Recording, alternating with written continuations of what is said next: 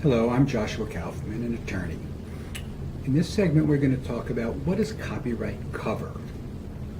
Copyright rights basically means the right to make copies, just like it sounds. You get to control who can make and what kind of copies of your work. So the first question is, what type of works are covered by copyright?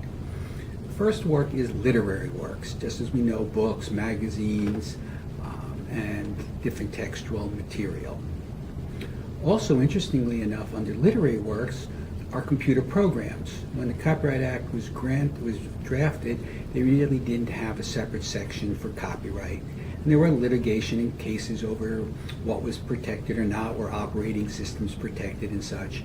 It's all settled now, but copyright programs, software, source code and such, HTML code, all fit under literary works from a copyright point of view. Then, of course, we have musical works, and that would be music in any format that you can think of.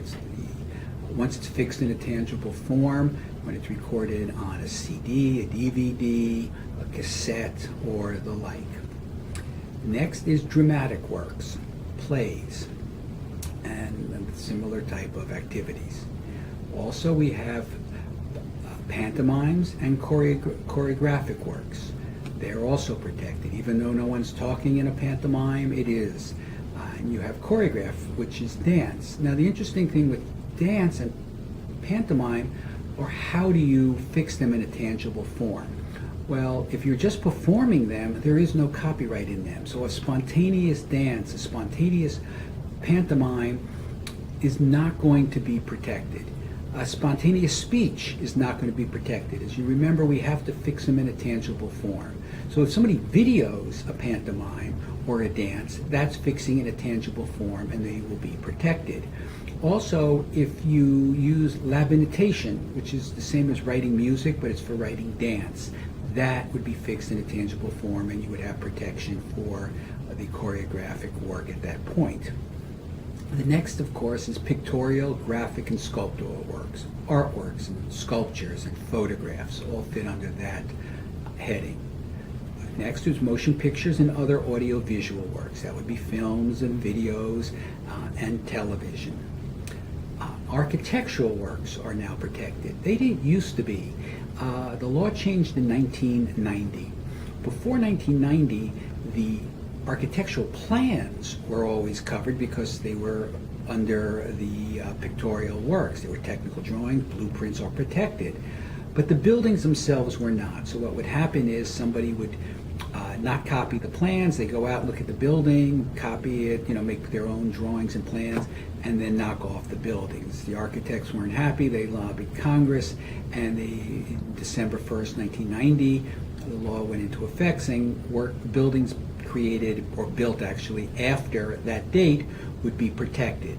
And under architectural works, the overall form as well as the arrangement and composition of spaces and elements in the design are protected, but not or built actually after that date would be protected.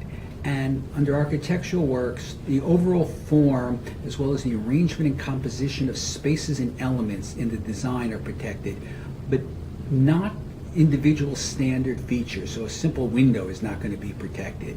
It has to have that certain uniqueness about it. And it only applies to habitable structures. That would be buildings, homes, could be churches, synagogues, but it will not cover things like highways and bridges or pedestrian walkways. Also, you're allowed to take photographs or other pictorial representations of buildings from public places, and that also does not violate the law. So again, in a nutshell, copyright protects literary works, musical works, dramatic works, pantomimes and choreographic works, pictorial, sculptural, and graphic works, motion pictures and audiovisual works, and architectural works. Thank you very much.